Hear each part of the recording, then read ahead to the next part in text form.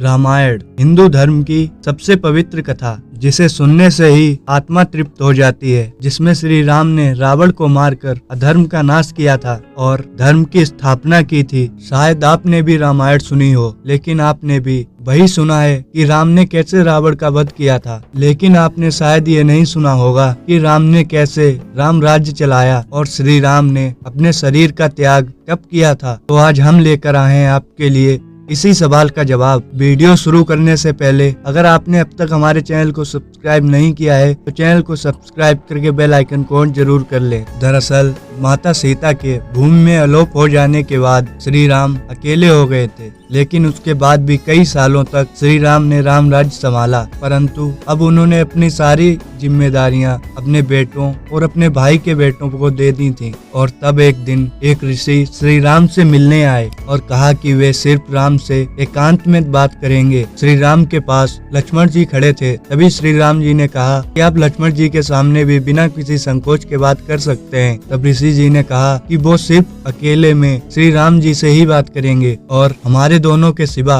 अगर कोई वहाँ तीसरा आया तो उसे मृत्यु मिलेगी। ये बात सुनकर लक्ष्मण बाहर द्वार पर जाकर पहरा देने लगे। तब श्री राम जी को अकेले में पाकर वो ऋषि अपने असली रूप में आ गया और वह यमराज थे और श्री राम से कहने लगे कि आपका समय पृथ्वी पर खत्म हो गया है और महाविष्णु से मिलने का समय आ गया है। मैं आपको मृत्यु नहीं दे सकता, आपको स्वयं ही अपना शरीर त्यागना होगा। दूसरी ओर ऋषि दुर्वासा भी ये जान चुके थे कि यमराज श्री राम के प्राण लेने के लिए आने वाले हैं, तो वे जल्द ही श्री राम के महल में पहुँचे और उनको एकांत में मिलने को कहा। लेकिन लक्ष्मण जो कि बाहर खड़े थे, उन्होंने उनसे मिलने को रोका तो दुर्वासा क्रोधित हो गए और कहा कि अगर तुम हमें अंदर नहीं जाने दोगे तो मैं तुम्हें श्राप दे दूंगा। इस तरह लक्ष्मण जी फंस गए। एक तरफ उनके अंदर जाने से उनकी मृत्यु हो जाती, वहीं दूसरी तरफ दुर्वासा उन्हें श्राप दे देते। यह सब देखकर लक्ष्मण जी को समझ में आ गया कि उनको शरीर त्यागने का समय आ गया है। उन्होंने सरयू नदी में जाकर अपना शरीर त्याग कर दिया और उधर श्री राम भी जान चुके थे कि उनका शरीर त्यागने का समय आ गया है, लेकिन हनुमान जी के चलते वे भी अपने शरीर का त्याग नहीं कर सकते थे, क्योंकि हनुमान जी श्री राम के प्राण यमराज को नहीं लेने देते। तब श्री राम ने एक दीवार की दरार में अपनी अंगूठी फेंक दी। तब हनुमान उस अंगूठी को ढूंढने के लिए छोटा रूप लेकर उस दरार में चले गए। जब वे पहुँचे तो उन्हें महसूस हुआ कि वे नागलोक पहुँच गए हैं, और जब उन्हें नागलोक के राजा वासुकी मिले तब वासुकी ने कहा कि आप उस पहाड़ पर अपनी अंगूठी ढूंढ सकते हैं। तब हनुमान जी उस पहाड़ पर गए। उस पहाड़ पर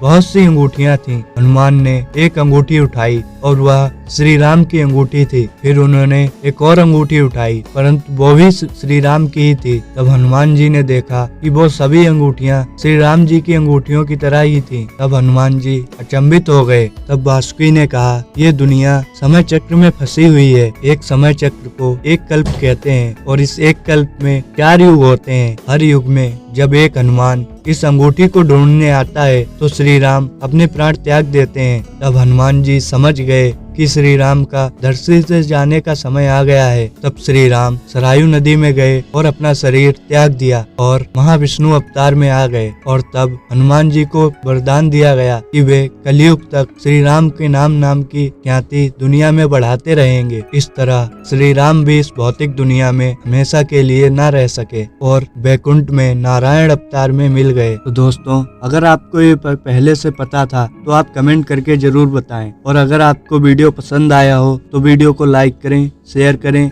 एंड कमेंट में बताएं कि आपको किस टॉपिक पर वीडियो चाहिए। एंड चैनल को सब्सक्राइब करके बेल आइकन को ऑन जरूर कर लें ताकि आपको इसी प्रकार की वीडियोस की नोटिफिकेशन रेगुलर मिलती रहे। तो मिलते हैं किसी और वीडियो में, तब तक के लिए जय महादेव।